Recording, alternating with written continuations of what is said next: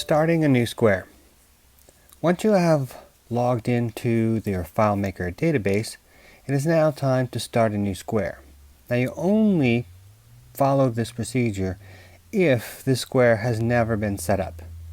That is, you have blank earth out there and you're going to now begin the process of digging, setting up the square, and then beginning the digging.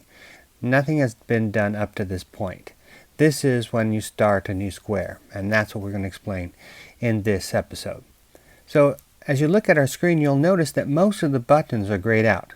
If you try to click one of the new buttons, what do you get? You have a home page error, meaning that this button will not be available until you have completed the new square checklist. But there are a few buttons that do work. The first one that works that's important is the Help Me button. If you click on the Help Me button, you're going to see that there are two information guides. The first information guide is the iPad information guide, which means that you have a guide here which will show you step by step how to use the iPad with the database. Now it doesn't tell you what goes into what field, but it will show you what the buttons do. It will show you when you click that button, you're going to see a single page. If you want to see more than the first page, then you click on the page and you'll see a menu which will give you the option to view all of the pages. So you can see now I have a screen that shows me part of a page, and you can see a list of pages on the right hand side. We can go up and down and select pages as needed, and if you need to, you can also turn it so that you can see a full page. You can scroll up or scroll down in order to view the pages that are relevant to what you're trying to do in putting the data into the database. We click Done, and then we want to slowly sort of pull down, and then you can see the Home button, because the default is to show you a full page, and if you just pull down just a little bit, you can see the Home button and click the Home button. Also on the home page is the Dig menu. As we have said before, now is a good time, if you haven't done so already, to sit down and to read the Dig manual. That Dig manual is here on the iPad as well, so it's easy to get to, and it is right here, simple click of a button, and you follow the same procedure. You click on the page till you see the View button. Click the View button, you'll see pages listed on the right, and you can scroll up or down. You could turn it so that it's profile or portraits, scrolling up and down, or selecting individual pages, such as this page on the bones of the body, just in case you should find a skeleton. If we click the Done button in the upper left hand corner, and we now hold down and drag slightly till we can see the Home button, click the Home button, and we're back where we started. In addition, you have the Staff page. Now we have, whenever somebody works in your square, you need to register that individual. We do that by selecting the Staff button, and here you can see that we have already added one person. This is Dr. Ray, Paul Ray, who is a field supervisor. To add somebody, we click the Add Person in the upper right hand corner, and then it's going to ask you for a name. Now I'm not sure who I'm going to do, so what I'm going to do instead is I'm going to go and look for a photo. Then I'll fill in the information. Now there are two ways to do this. You can use the camera app, which will allow you to take a picture of somebody. So I click the camera app. It's going to ask me, do you want to use the camera in order to access and take pictures, which I'm going to say don't allow. Or it's going to ask you, do you want to import by using the existing photos. We're going to use existing photos, and the reason why we're going to do that, and it's probably best that you first take a picture and then you upload a picture that's already on the iPad, and that's so that we'll have a copy of your photos on the iPad. If you shoot a picture like we saw before through the camera, it will only appear in the database and it won't be on the iPad as a backup. So let's take a look at some of the photos and see if there's anybody else who's in here. We're going to click out of here, look at photos, and we say here are some selfies. Here's a good picture of George. Look at the picture, there's George. And notice this picture. Now I wish it was a little bit closer. We don't have cropping abilities here, but we want to have as much of the face as possible. Please don't allow people to have their hats on or keffiyeh covering everything or their eyes. You need no sunglasses, and make sure that the lighting is right. Right here, this is a perfect time. First thing in the morning, lighting is great. You don't have the sun behind his head. And the reason is anyone who works on this square, in this square, we want to make sure that we know who they are and we have a record of that. In the past, we lost some of the names of the people who worked in the squares, particularly of our Jordanian workers. So his name is George. We're going to put George in here. I think he spells it like that. And then then you can fill in the rest of the information. His affiliation, he was at Andrews University. And his season, he was in the 2019 season. He was in field B and he was in square. We will add square later. Let's say, and we're going to say the square number was square number 3. Okay, now we save that, and that's square number 3. So what'll happen is that whoever's been registered, on the right hand side you're going to see a list that will show up that'll have the loci in which they worked on. Also, you want to select their role. Is this a square supervisor, assistant supervisor? Is this an excavator? This was a square supervisor, so we're going to click square supervisor. And once we've filled in all of the information, their phone number and email, don't forget this includes all Jordanian workers or anybody that is hired.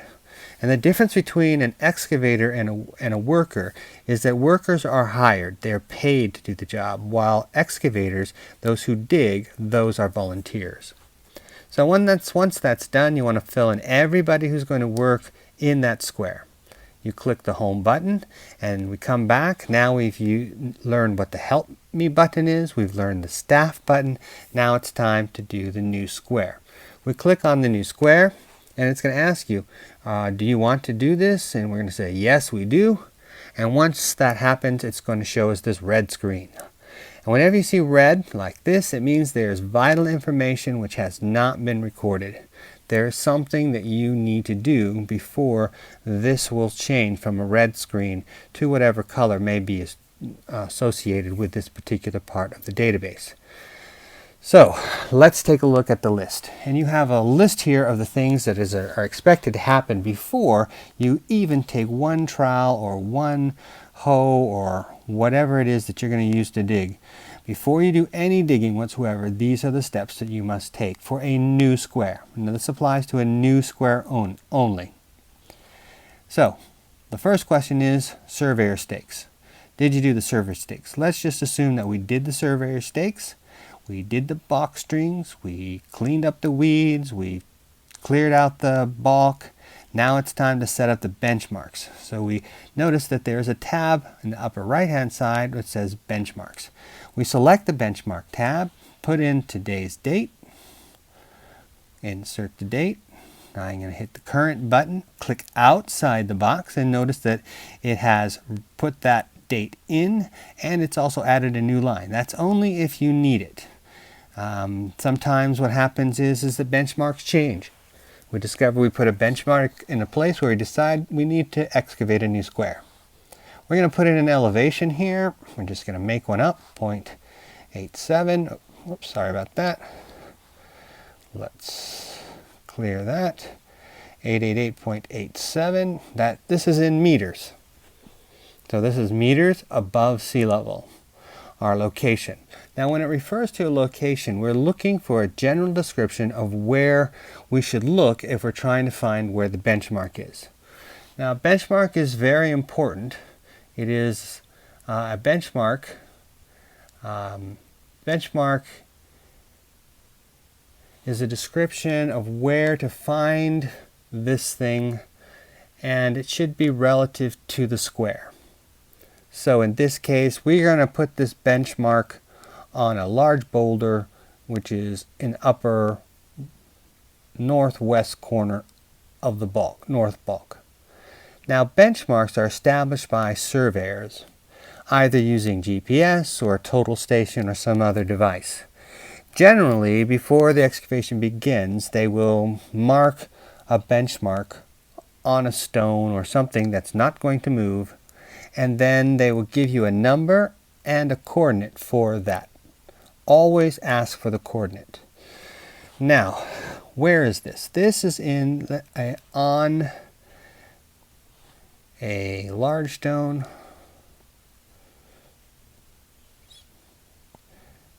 And in the northwest corner of North Balk.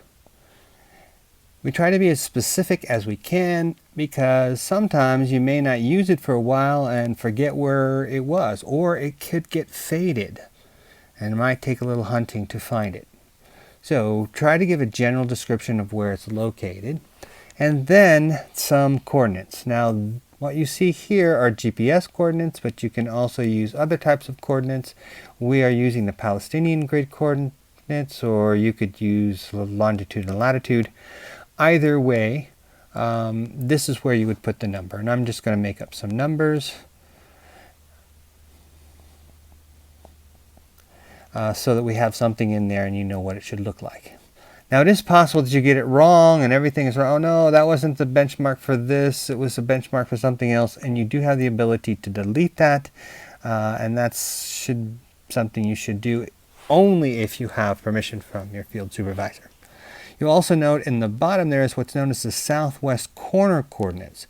This is something you need to ask for from your field supervisor or from the surveyor, and they'll come to your southwest corner and then they will give you the coordinates for that. And again, I'm going to make something up here, something really off, like so. Click outside the box, and then you have the southwest corner. So that's our benchmark. Now let's go back to our checklist and see what's next. We can say yes, benchmarks have been done. Now it's time to do what's known as the introduction page, which was from the old paperwork, but in this case it's called the square information tab or square info tab. So that's right next to the benchmarks. This is probably the most important page that you're going to fill out. And the reason is because this information is used throughout the database, and without it your database is going to get confused. Literally, we'll lose information if you don't fill it in correctly. So go to site. It usually will have a drop down menu which will show you what your site is. In this case I'm going to select Safra. Oops, inadvertently selected the double lines. Safra. And the season, we're going to select 2020. We're going to use field B as a sample here. And then we're going to use square 12 also as a sample. And then we're going to come to the date. Now this gives you the option of inserting the current date, but in the event that there wasn't a current date, it was actually like the next day or the day before or something like that, you can go in and put that date in. But as you can see, I'm using the American style for dates, and most places use put the day first, then JUL for July or AUG for August, and then they put the year. Now in this particular database it's tied to the system of the iPad, so it will use whatever dating system that the iPad is using. You have to go into the system folder within the iPad in order to change this setting. So if you are coming from Bonn University and you're bringing their iPads, they're set up to the European system, and so that's what you would use for a date. Once you type the date in, it will automatically put it in that way. And if I were to go into the system now and I were to change it so that it will use the day, month, and year, then it will automatically change all of the dates. So put in the date that works depending on your iPad, and you may not know unless you talk to your tech support person. Now that the information has been put into this page, we can now go back and select that and say yes, that's been done. I've got my tools in hand. I'm ready to do my first pottery pail. And to label your pottery pail, please see the instructions, which we hope to have attached to the as a link attached to this video. We're going to show that, as that's something that will also appear in the later episodes. Then we're going to get the go-ahead, and once we do, we get the A-OK, and congratulations, we are finished with setting up the square, and we're ready to get out our tools and start excavating. So now what we do is we turn back by clicking on the home page, and magically all of the buttons are available, and we can now use them. So that's what you need to know for starting a new square. In our next episode, we will look into how to set up additional information that's related to the square.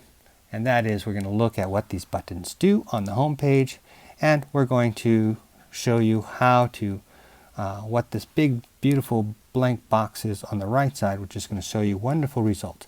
But before we do that, I'm going to switch to another iPad that already has the information, and we'll see you in the next video.